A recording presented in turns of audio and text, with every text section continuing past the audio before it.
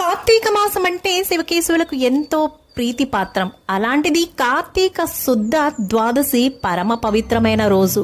అలాంటి కార్తీక శుద్ధ ద్వాదశి అంటే మహావిష్ణువుకు ఎంతో ప్రీతిపాత్రం. ఆ రోజు శ్రీమంతులైన వారు ఆవు కొమ్ములకు బంగారు తొడుగులు తగిలించి, ఆవు కాళ్లకు వెండి డెక్కలు తగిలించి, దూడతో సహా బ్రాహ్మణులకు దానమిచ్చిన ఎడల ఆ ఆవు యొక్క శరీరముపై ఎన్ని వెంట్రుకలు ఉన్నాయో అన్ని సంవత్సరములు ఇంద్రలోకములో స్వర్గ సుఖములు పొందుతారు.